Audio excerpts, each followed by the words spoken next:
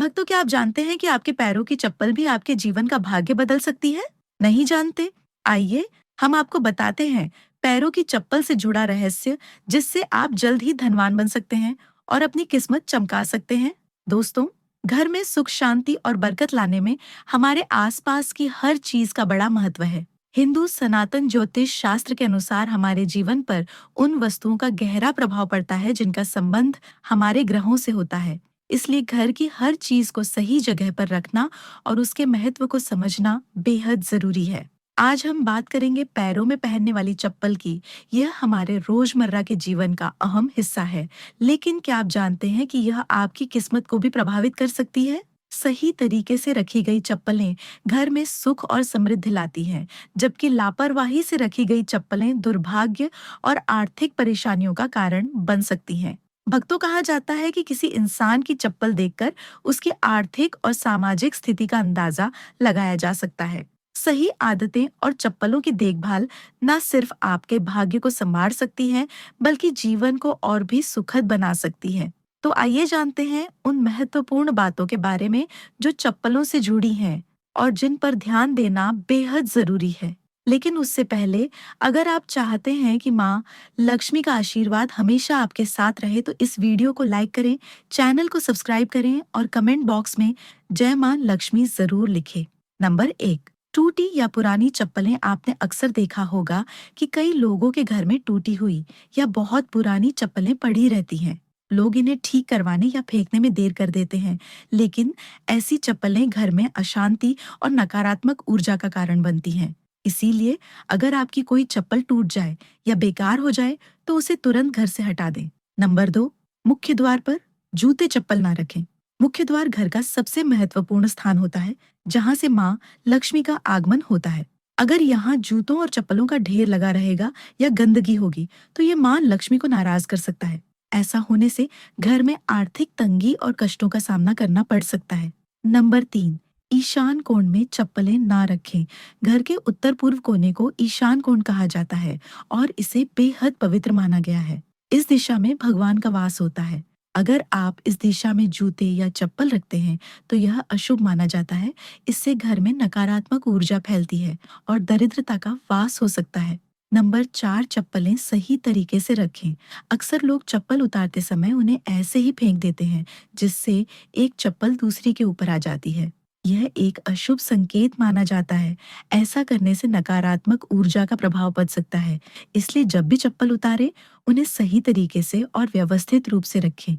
इन छोटी-छोटी बातों का ध्यान रखकर आप अपने घर में सुख, शांति और समृद्धि को बनाए रख सकते हैं। ये बातें न केवल आपके जीवन को बेहतर बनाती हैं, बल्कि आपके आसपास के माहौल को भी सकारात्मक बनाती हैं। ध्यान रखें, छोटी-छोटी आदतें बड़े बदलाव ला सकती हैं। अगर आपकी चप्पल उलटी हो या दूसरी चप्पल पर पड़ी हो, तो यह बीमारियों का संकेत माना जाता है। इसीलिए अगर कोई चप्पल उलटी दिखे, तो उसे तुरंत सीधा कर दें और अपनी चप्पल को कभी भी उलटा ना छोड़ें। नंबर 5, घर में चप्पल को दहलीज पर खड़ा करके ना रखें। कई लोग चप्पल को सुखाने के लिए दहलीज पर रख देते हैं, लेकिन ऐसा करना अशुभ माना जाता है। इससे घर में नकारात्मक ऊर्जा उत्पन्न होती है और बरकत खत्म हो जाती है। दहलीज को घर के प्रवेश का महत्वपूर्ण स्थान माना गया है, जिसे साफ सुथरा रखना जरूरी है। जब चप्पल या जूते दहलीज पर रखे जाते हैं, तो यह न केवल घर की सुंदरता को प्रभावित करता है, बल्कि देवी देवताओं की कृपा को भी दूर कर सकता है। नकारात्मक ऊर्जा का असर हमारे मानसिक स्वास्थ्य और परिवार के सदस्यों के संबंधों पर भी पड़ सकता है। नंबर 6, जूते चप्पल पहनकर कभी भोजन न करें। माता अन्नपूर्णा इससे नाराज हो जाती है और दुर्भाग्य पीछा नहीं छोड़ता। इसी तरह घर की रसोई में भी जूते चप्पल पहनकर ना जाएं। ये बहुत अशुभ माना जाता है और इससे ग्रहों पर बुरा असर पड़ सकता है, जिससे जीवन में कठिनाइयां बढ़ सकती हैं। नंबर 7, घर के दरवाजे पर चप्पल उतारने से बचें। किसी को भी उपहार में जूते चप्पल ना दें। पुराने, टूटे या घिसे हुए जूते चप्पल पहनना भी अशुभ माना जाता है। यह दुर्भाग्य को निमंत्रण देता है। अपने जूते चप्पलों को हमेशा साफ रखें और नियमित रूप से धोकर पहनें। घर में जूते चप्पल इधर-उधर बिखेर कर ना रखें। जिस घर में चप्पल बिखरी रहती है, वहाँ शनि देव का अशुभ प्रभाव पड़ता है। नंबर 8, अगर आप शनिदेव की कृपा पाना चाहते हैं तो शुभ कार्य के लिए जाते समय या घर से बाहर निकलते समय फटे हुए जूते चप्पल कभी न पहने। ऐसा माना जाता है कि फटे या टूटे हुए जूते चप्पल पहनने से कार्य में रुकावट आ सकती है। शनि देव को फटे हुए जूते चप्पल अप्रिय लगते हैं, जिससे उन्हें नाराजगी हो सकती है। इसलिए शुभ अवसरों पर हमेशा अच्छे और सही जूते चप्पल पहनने की सलाह दी जाती है। यदि संभव हो तो नए या अच्छी स्थिति में जूते चप्पल पहने, ताकि आपकी यात्रा सफल और शुभ हो।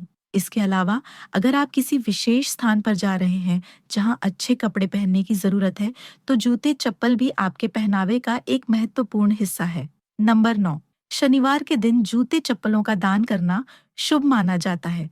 खास तौर पर चमड़े से बने जूते चप्पल शनिवार को दान करने से शनिदेव प्रसन्न होते हैं। ऐसा माना जाता है कि यह दान इंसान की आर्थिक स्थिति सुधार सकते हैं और जीवन की बाधाओं को दूर करता है। इसके अलावा दान करने से इंसान के पाप कम होते हैं और पुण्य में वृद्धि होती है। यह न केवल मानसिक शांति देता है, बल्कि संतोष और आत्मिक प्रसन्नता भी प्रदान करता है।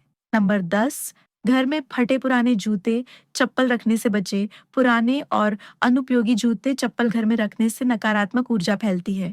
इसका असर यह होता है कि घर में कोई ना कोई बीमार रहता है और गरीबी का वास बना रहता है। इसके साथ ही यह घर में वास्तु दोष भी उत्पन्न करता है। ऐसे जूते चप्पलों को या तो घर से बाहर निकाल दें या किसी जरूरतमंद को दान कर दें। नंबर 11, जिन लोगों की कुंडली में शनि ग्रह भारी होता है या जिनकी ग्रह दशा में शनि की 7.5 चल रही होती है, उनके लिए यह उपाय विशेष लाभकारी हो सकते हैं। उन्हें मंगलवार, शनिवार और ग्रहण के दिन जूते चप्पल खरीदने से परहेज करना चाहिए। अमावस्या के दिन भी जूते चप्पल ना खरीदें, क्योंकि ऐसा करना जीवन में नकारात्मक ऊर्जा और समस्याओं को आकर्षित कर सकता है। नंबर 12, किसी और इंसान की चप्पल पहनने से बचें। घर के सदस्यों की चप्पल इस्तेमाल करना सामान्य है, लेकिन बाहरी इंसान की चप्पल पहनने से आपको उनके दुर्भाग्य और संघर्षों का सामना करना पड़ सकता है। यह आदत अशुभ मानी जाती है और इसे हमेशा टालना चाहिए। नंबर 13, शनिदेव को प्रसन्न करने का एक आसान तरीका है। शनिवार को काले जूते पहनकर हनुमान मंदिर जाएं।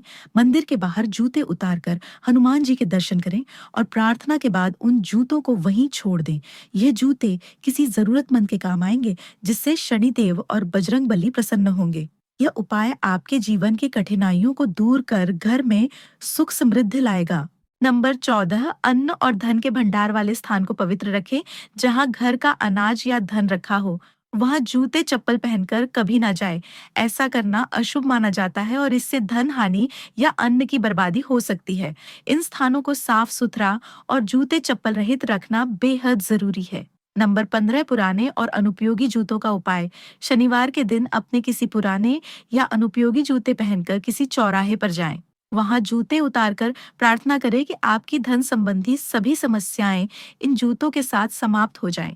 प्रार्थना के बाद उन जूतों को वहीं छोड़कर घर लौट आए। यह उपाय आपके घर में बरकत और आर्थिक समृद्धि लाने में सहायक हो सकता है।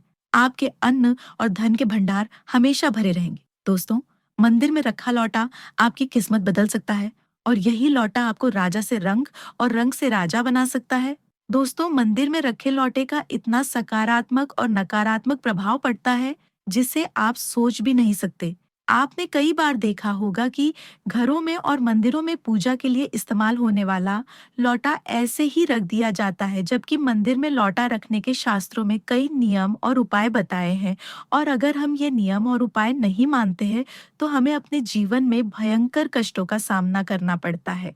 इसलिए दोस्तों, आज की इस वीडियो में मंदिर में रखे लौटे को लेकर और मंदिर से जुड़ी अन्य बातों को लेकर हम आपको विस्तार से सारी बातें बताएंगे। इसलिए इस वीडियो में आखिर तक बने रहे। साथ ही हम यह भी जानेंगे कि मंदिर में लौटा किस धातु का होना चाहिए, क्या पीतल, तांबा या कुछ और। कई लोग इस बारे में अनजाने में गलतियां कर देते हैं और बाद में उन्हें पछताना पड़ता है। इस वीडियो में हम आपको बताएंगे कि इन गलतियों से कैसे बचे, क्योंकि इससे नुकसान हो सकता है। मंदिर में एक लोटा जल हमेशा सही तरीके से रखना चाहिए, लेकिन उससे पहले अगर आप भी अपने जीवन में माता लक्ष्मी की कृपा पाना चाहते हैं, तो वीडियो को लाइक करें और चैनल को सब्सक्राइब करके कमेंट बॉक्स में जय माँ लक्ष्मी लिखना न भूलें। अब बात करते हैं घर के दीपक की। क्या आपको तांबे, लोहे, पीतल, कांसे, स्टील या मिट्टी का दीपक रखना चाहिए? सही दीपक का चुनाव ना करने पर भी घर में परेशानियां आ सकती हैं और दीपक की बाती का चुनाव भी जरूरी है। क्या कच्चा कलावा ठीक है या फिर रुई या सूती धागा सही रहेगा? इन छोटी छोटी बातों की अनदेखी से पितृदोष, क्षण दोष, काल सर्प दोष या गरीबी जैसी समस्याएं हो सकती हैं दोस्तों। यदि आप इस वीडियो को बीच में छोड़ने का सोच रहे हैं तो आप अभी छोड़ सकते हैं। लेकिन कृपया ध्यान रखें, अगर आप लक्ष्मी माता का अपमान करते हैं तो यह आपके लिए शुभ नहीं रहेगा। अब बहुत से लोग यह सवाल पूछते हैं कि मुख्य द्वार पर जल छिड़कने का सही समय और तरीका क्या है? क्या इसे स्नान के बाद करना चाहिए या बिना स्नान के भी किया जा सकता है? और क्या झाड़ू लगाने से पहले जल छिड़कना चाहिए या बाद में? एक और सवाल जो अक्सर पूछा जाता है वह है, क्या पीरियड्स के दौरान मुख्य द्वार पर जल छिड़क सकते हैं या दीपदान कर सकते हैं? और जब मुख्य द्वार पर जल चढ़ाएं तो इसे अंदर की तरफ से चढ़ाएं या बाहर की तरफ से? फ्लैट या किराए के घर में रहने वाले लोग भी पूछते हैं कि मुख्य द्वार पर दीपदान और जल छिड़कने का सही तरीका क्या है। आज का वीडियो इन्हीं सवालों के जवाब पर आधारित है। सबसे पहले हम यह जानेंगे कि घर के बाहर और अंदर दीपक जलाने के क्या फायदे हैं। खासकर घर के बाहर दीपक जलाने से जो 5 बड़े फायदे होते हैं वह आपको चौंका सकते हैं। भगवान की पूजा में दीपक जलाने का महत्व तो सभी जानते हैं। हिंदू धर्म में देसी घी या सरसों के तेल का दीपक जलाना बेहद शुभ माना जाता है तथा तिल के तेल का दीपक भी जलाया जाता है। लेकिन भगवान के सामने दीप जलाना केवल पूजा का एक तरीका नहीं है, बल्कि घर के अंदर और बाहर दीप जलाने से कई लाभ मिलते हैं। दीपक जलाने से न केवल सकारात्मक ऊर्जा उत्पन्न होती है, बल्कि 5 बड़े फायदे भी मिलते हैं। तो आइए जानते हैं। नंबर 1, पृथ्वी से अंधकार दूर होता है। घर में दीपक जलाने से न केवल घर का अंधकार दूर होता है, बल्कि यह नकारात्मक ऊर्जा को भी घर से बाहर कर देता है। जहाँ दीपक जलता है वहाँ सकारात्मक ऊर्जा का वास होता है। स्वाभाविक है कि जहाँ सकारात्मक ऊर्जा होगी वहाँ भगवान का भी वास होगा। इसलिए शाम होने से पहले दीपक जलाना शुभ माना जाता है। तेल से जलने वाले दीपक का असर उसके बुझने के बाद भी आधे घंटे तक बना रहता है, जबकि शुद्ध देसी घी का दीपक वातावरण को करीब 4 घंटे तक सकारात्मक रखता है। नंबर 2, दीपक जलाने का वैज्ञानिक लाभ। जब घर में शुद्ध घी या सरसों के तेल का दीपक जलता है तो उसके धुएं से घर के माहौल में सात्विकता आती है। ये धुआं हानिकारक कणों को नष्ट करता है और वातावरण को शुद्ध बनाता है। नंबर 3, सुख समृद्धि का वास। जिस घर में भगवान के सामने दीप जलाया जाता है वहां माता लक्ष्मी की कृपा बनी रहती है। ऐसे घर में सुख समृद्धि का वास होता है। दीपक को पूर्व दिशा में रखने से व्यक्ति दीर्घायु होता है और उत्तर दिशा में रखने से धन संपन्नता बढ़ती है। दीपक न केवल घर के अंधकार को दूर करता है, बल्कि हमारे जीव को भी प्रकाश की ओर ले जाता है। नंबर 4, बीमारियों को दूर भगाने में मदद। घर में दीपक जलाने से बीमारियां आसपास नहीं भटकती। परिवार के सभी सदस्यों को स्वास्थ्य लाभ मिलता है। खासकर अगर दीपक के साथ एक लौंग भी जला दी जाए तो इसका असर 2 गुना हो जाता है। यह त्वचा संबंधी बीमारियों को दूर करने में मदद करता है। नंबर 5, शुभ शक्तियों को आकर्षित करना। सनातन धर्म के अनुसार जिस घर में सुबह शाम दीप जलाया जाता है वहां कभी अंधकार नहीं होता। ऐसा घर शुभ शक्तियों को आकर्षित करता है। जलता हुआ दीपक शुभ शक्तियों को चुंबक की तरह खींचता है, जो घर के लिए अत्यंत लाभकारी होता है। तो दोस्तों, अब जानते हैं कि मुख्य द्वार पर जल छिड़कने का सही समय और विधि क्या है। अगर आप मुख्य द्वार पर जल चढ़ाते हैं तो आपको यह ध्यान रखना है कि जल को रात में सोने से पहले एक पात्र में भरकर रखना चाहिए। आप कोई भी पात्र ले सकते हैं, जैसे तांबे, पीतल, स्टील या चांदी का। यदि गंगा जल उपलब्ध हो तो उसे थोड़ी मात्रा में ढालें और फिर शुद्ध जल से पात्र भर दें। अगर गंगा जल नहीं है तो केवल शुद्ध जल भी पर्याप्त है। इस जल से भरे पात्र को अपने घर की रसोई में रख दीजिए। सुबह उठकर इस जल का छिड़काव अपने घर के मुख्य द्वार पर करें। मुख्य द्वार पर सुबह सबसे पहले छिड़का गया जल घर की सभी समस्याओं को दूर करता है। यदि आप नकारात्मक ऊर्जा, मानसिक परेशानी, आर्थिक तंगी या वास्तु दोष से परेशान हैं तो यह उपाय आपकी मदद करेगा। रसोई में रखा जल मुख्य द्वार पर छिड़कने से आपके घर की परेशानियां समाप्त हो सकती हैं। यह उपाय न केवल वास्तु दोष और पितृदोष को समाप्त करता है, बल्कि तंत्र मंत्र या बुरी नजर के प्रभाव को भी खत्म करने में सहायक है। इस उपाय को नियमित करने से घर में सुख समृद्धि बनी रहती है और बीमारियों से भी मुक्ति मिलती है। आपको यह जल सूर्योदय से पहले मुख्य द्वार पर छिड़कना चाहिए। अगर सूर्योदय के बाद आप मुख्य द्वार को अन्य जल से धोना चाहे तो यह कोई समस्या नहीं है, लेकिन यह विशेष जल सूर्योदय से पहले ही छिड़क दिया जाना चाहिए। अब कई लोग पूछते हैं कि क्या यह जल छिड़कने से पहले स्नान करना जरूरी है या बिना स्नान किए भी इसे किया जा सकता है। देखिए, जो जल हम सुबह मुख्य द्वार पर छिड़कते हैं, वह एक महत्वपूर्ण उपाय है। इसे स्नान करने के बाद करना आवश्यक नहीं है। सुबह जल्दी उठे, सबसे पहले रसोई में जाएं और पहले से रखे जल को लेकर मुख्य द्वार पर जाएं। मुख्य द्वार खोलें और इस जल का छिड़काव करें। जल छिड़कते समय अपने पितरों और माँ लक्ष्मी का ध्यान जरूर करें। ऐसा कहा जाता है कि सुबह सुबह माँ लक्ष्मी हर घर के द्वार पर आती है। जिन घरों के द्वार खुले होते हैं और जहाँ जल का छिड़काव किया गया होता है, वहाँ माँ लक्ष्मी प्रवेश करती हैं। जल छिड़कते समय अपने मन में माँ लक्ष्मी से प्रार्थना करें। हे माँ लक्ष्मी, कृपया मेरे घर में प्रवेश करें। मैं आपका स्वागत करने के लिए तैयार हूँ। इसके बाद पितरों का ध्यान करें, क्योंकि घर की दहलीज को पितरों का वास स्थान माना जाता है। जब आप दहलीज पर जल छिड़कते हैं तो पितर प्रसन्न होते हैं और उनका आशीर्वाद आपको मिलता है। स्नान करने की आवश्यकता नहीं है। आप बिना स्नान किए भी यह कार्य कर सकते हैं। अब आपके अगले प्रश्न की बात करें, क्या जल का छिड़काव झाड़ू लगाने के बाद करना चाहिए या पहले? इसका उत्तर यह है कि सुबह उठने के बाद सबसे पहला कार्य जल का छिड़काव करना चाहिए। इसके बाद आप झाड़ू लगा सकते हैं। सुबह उठते ही सबसे पहले बिस्तर पर बैठकर अपने दोनों हथेलियों को देखें और मां लक्ष्मी का ध्यान करें।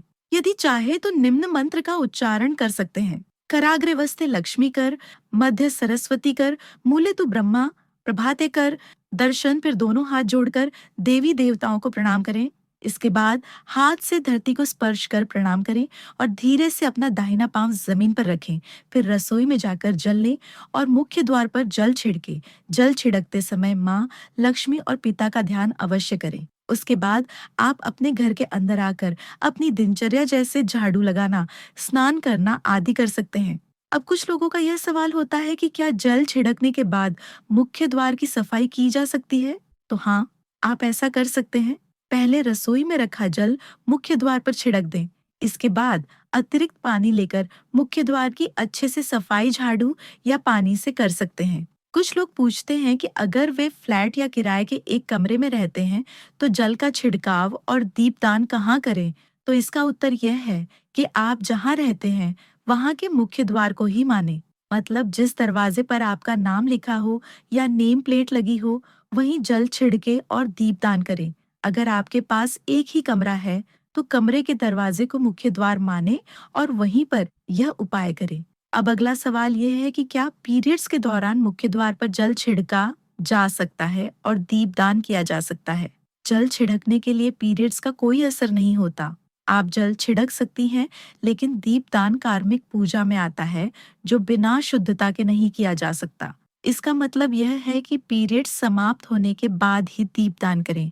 इसके अलावा कुछ लोग पूछते हैं कि मंदिर में जल रखना जरूरी है या नहीं और रखा हुआ जल क्या करना चाहिए। तो शास्त्रों के अनुसार घर के मंदिर में एक लोटा जल रखना बहुत जरूरी है। जल ऊर्जा को संचित करता है। जब आप पूजा करते हैं, मंत्र जपते हैं या भगवान से प्रार्थना करते हैं तो इन सभी की ऊर्जा उस जल में समाहित हो जाती है। यही कारण है कि मंदिर में जल रखना आवश्यक है। सुबह की पूजा के दौरान एक लोटा जल मंदिर में रखें और दीपक जलाएं। यह अग्नि और जल के संतुलन का प्रतीक है। पूजा के बाद इस जल का उपयोग शुभ कार्यों में करें, जैसे पौधों में डालना या घर में छिड़काव करना। ये सकारात्मक ऊर्जा को बढ़ाता है। सुबह की पूजा के समय हम मंदिर में जल रखते हैं। अगली सुबह जब आप पूजा करने जाते हैं तो सबसे पहले उस जल का उपयोग करें। आप पूरे घर में उस जल का छिड़काव कर सकते हैं। यह जल आपके घर को शुद्ध करता है, क्योंकि यह सकारात्मक ऊर्जा से भरा होता है। इससे कई बीमारियां भी दूर हो जाती हैं और घर में नकारात्मक ऊर्जा का प्रवेश नहीं होता। अगर आप नियमित रूप से इस जल का छिड़काव करते हैं तो आपके घर की समस्याएं धीरे धीरे खत्म हो जाती हैं। कभी कभी लोग ये शिकायत करते हैं कि दवाइयाँ असर नहीं करती। ऐसे में अगर दवाइयों के साथ साथ रोगी को इस जल से पानी दिया जाए तो दवाइयाँ जल्दी असर करने लगती हैं। इसी तरह अगर परिवार में कलह और झगड़े रहते हैं तो परिवार के सभी सदस्य इस जल को थोड़ा थोड़ा पी सकते हैं। इससे धीरे धीरे सकारात्मक विचारों का प्रवाह शुरू होता है और घर में शांति और समन्वय आता है। अगर आपका कोई व्यापार है या दुकान है, तो इस जल का थोड़ा सा छिड़काव वहां भी करें। यह आपके व्यापार को सफल बनाता है और किसी भी तरह की परेशानी से बचाता है, क्योंकि यह जल बेहद सकारात्मक ऊर्जा से भरा होता है। अब बात करते हैं कि मंदिर में जल क्यों रखा जाता है। जल को अमृत माना जाता है और यह देवी देवताओं के लिए विशेष महत्व रखता है। मंदिर में एक लोटा जल रखना उतना ही आवश्यक है जितना कि आप रोजाना भोजन करते हैं। जब हम भगवान की पूजा करते हैं, तो तांबे या पीतल के पात्र में एक लोटा जल जरूर रखना चाहिए। यह जल एक सागर की तरह होता है और हमारे जीवन के दुखों को समाप्त करने में मदद करता है। यदि कोई व्यक्ति भगवान को रोजाना भोजन नहीं करा सकता, तो वह मंदिर में एक लोटा जल रख सकता है, जिससे उसकी पूजा पूरी होती है, ताकि भगवान इसे ग्रहण करें। और यह जल रूपी प्रसाद अगले दिन सुबह आप प्रसाद समझकर ग्रहण करें। लेकिन याद रखें, मंदिर में रखा जल कभी भी तुलसी में अर्पित नहीं करना चाहिए, क्योंकि यह जल सभी देवी देवता ग्रहण करते हैं। हाँ, अगर आपके घर में लड्डू गोपाल या राधा कृष्ण हैं और आप एक लोटा जल उनके लिए अर्पित करते हैं, तो आप अगले दिन यानी सुबह के समय वह जल तुलसी में चढ़ा सकते हैं। मंदिर में रखा जल अगले दिन यानी सुबह अपनी आंखों को धोने के लिए प्रयोग करें। इससे आंखों की रोशनी बढ़ती है और आंखों की बीमारियां दूर होती हैं।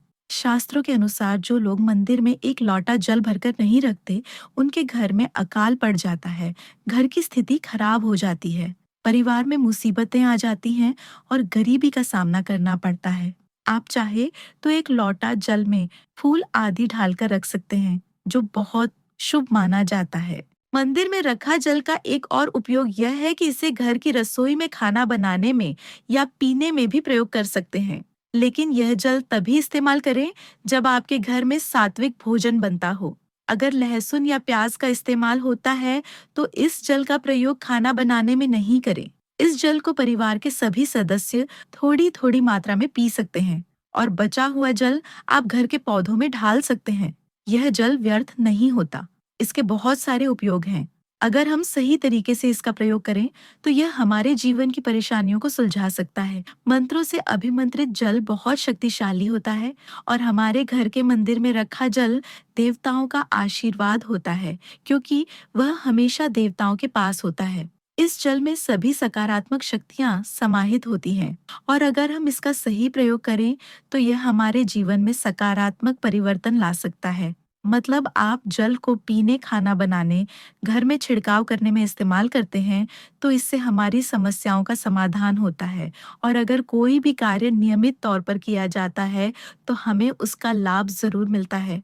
कभी कभी करेंगे तो उतना लाभ दिखाई नहीं देगा, लेकिन अगर आप नियम बना लें कि हर रोज उसी जल से घर में छिड़काव करना है, घर के हर व्यक्ति को थोड़ा थोड़ा पीने के लिए देना है, बचा हुआ जल पौधों में डालना है, दुकान पर छिड़कना है, व्यापारिक स्थल पर छिड़काव करना है, बच्चों की किताबों और तिजोरी में छिड़काव करना है, तो आपको निश्चित ही चमत्कार देखने को मिलेगा। इसी तरह से जो रसोई में रखा हुआ जल होता है, उसका छिड़काव आप अपने घर के मुख्य द्वार पर रखें, तो इसका लाभ बहुत जल्दी दिखाई देगा। लेकिन इसे अपने रूटीन में शामिल करना होगा और प्रतिदिन नियम से यह कार्य करना होगा, तभी आपको लाभ मिलेगा। कई लोगों के सवाल होते हैं कि मंदिर में रखा जल जब हम अगले दिन उठाते हैं, तो उसमें कभी-कभी कीड़े मकोड़े पड़ जाते हैं। तो क्या हम उसे ढक सकते हैं? हाँ, आप उसे पूजा के बाद किसी प्लेट या कटोरी से ढक सकते हैं। जब आप अगले दिन उस जल को उठाएंगे, तो वह बिल्कुल शुद्ध और साफ सुथरा होगा। आप इस जल का प्रयोग किसी भी कार्य में कर सकते हैं। जब भी आप घर के मुख्य द्वार पर जल छिड़काव करें, तो गणेश जी का मंत्र ओम गण गणपतये नमः जरूर बोले। और जो हमने आपको वीडियो में बताया है, उसे ध्यान से समझकर अपने घर के मुख्य द्वार पर जल का छिड़काव करें। अब जानते हैं कि दीपक किस पदार्थ का होना चाहिए, लोहे का, तांबे का, पीतल का, कांसे का, स्टील का या मिट्टी का। आखिर घर में कौन सा दीपक रखना शुभ माना जाता है? अगर गलती से भी घर में गलत पदार्थ का दीपक रखा है, तो पूरा घर अस्त व्यस्त हो जाएगा, कंगाल हो जाएगा और बर्बाद हो जाएगा। देखिए, स्टील के दीपक में पूजा करने से घर में शनि को नाराज किया जाता है। लोहे के दीपक से भी पूजा नहीं करनी चाहिए, क्योंकि इससे घर में गरीबी आ जाती है। बाजार में लुभाने के लिए कांच के दीपक भी आ गए हैं, लेकिन बिल्कुल भी गलती से भी घर में कांच का दीपक न लाएं, नहीं तो राहु केतु आपके घर में आ सकते हैं और घर बर्बाद हो सकता है। कांच का दीपक शनि और राहु को नाराज करता है। तांबे का, पीतल का और मिट्टी का दीपक धन की देवी लक्ष्मी को आकर्षित करता है। घर में कोई भी अन्य प्रकार का दीपक लाना सही नहीं माना जाता। पीतल और मिट्टी के दीपक को शुभ और मंगलकारी माना जाता है, क्योंकि यह शनि और राहु केतु को प्रसन्न रखता है। साथ ही मंगल ग्रह का भी असर कम करता है। कच्चा कलावा और रुई से जलने वाला दीपक सर्वोत्तम होता है। जो लोग सूती धागे से हाथ पर बांधने वाली बाती तैयार करते हैं, उनके घर में समस्याएं और गरीबी आ सकती हैं। रुई और कच्चा कलावा का दीपक ही शुभ माना जाता है। अब जानते हैं मंदिर में घंटी क्यों बजाई जाती है। शंकर के मंदिर में घंटी बजाने का उद्देश्य क्या है, ताली क्यों बजाई जाती है। शास्त्रों के अनुसार जब भी आप मंदिर या घर में घंटी बजाते हैं, तो शिव महापुराण और विष्णु पुराण में कहा गया है कि घंटी का नाद करते ही जितने तीर्थ हैं, साधक जो साधना कर रहे हैं, जप और तप हो रहे हैं, जितने दान किए जा रहे हैं, उन सभी पुण्य का फल उस समय आपके खाते में जमा हो जाता है। अब मंदिर में ताली बजाने का महत्व भी समझे। जब लोग भजन कर रहे होते हैं, साधना में होते हैं, अभिषेक कर रहे होते हैं या पूजा में व्यस्त होते हैं, तो 3 बार ताली बजाने से उनका पूरा पुण्य हमारे खाते में आ जाता है, जिससे हमारा भाग्य उज्जवल हो जाता है। एक महत्वपूर्ण बात यह है कि घर में गरुड़ घंटी का नाद करना बेहद शुभ माना जाता है, मगर बच्चों को खेल के तौर पर घंटी नहीं दी जाती, क्योंकि घंटी का नाद करते समय सभी का पुण्य हमारे खाते में आ जाता है। इसलिए घंटी का नाद केवल पूजा और भजन के समय ही करना चाहिए। इसे खेल खिलौने के रूप में ना ले। मंदिर में घंटी बजाने का तरीका भी महत्वपूर्ण है। यह हमेशा प्रेम और श्रद्धा से बजानी चाहिए, ना कि जोर जोर से। कई बार लोग मंदिर का पट बंद होने के बाद भी घंटी बजा देते हैं, जिससे पाप लगता है। अगर भगवान मंदिर में विश्राम कर रहे हैं, तो उस समय घंटी बजाना गौर पाप माना जाता है। मंदिर बंद होने पर घंटी को रस्सी से बांध दिया जाता है ताकि वह ना बजे। घंटी बजाने का सबसे शुभ समय सुबह 4 बजे से लेकर 11 बजे तक होता है, क्योंकि यह समय अत्यंत मंगलकारी होता है। इसके अलावा शाम 6 बजे से रात 11 बजे से पहले भी घंटी बजाई जा सकती है। रात 12 बजे के बाद मंदिर के पट बंद कर दिए जाते हैं और देवी देवता विश्राम करते हैं। इस समय घंटी बजाना पुण्य के बजाय पाप का कारण बन सकता है। अगर आप थोड़ा बहुत भी माँ लक्ष्मी का सम्मान करते हैं, तो एक लाइक जरूर करना भक्तों। अगर आप हमारे चैनल पर नए हैं, तो चैनल को सब्सक्राइब करें। जय मां लक्ष्मी।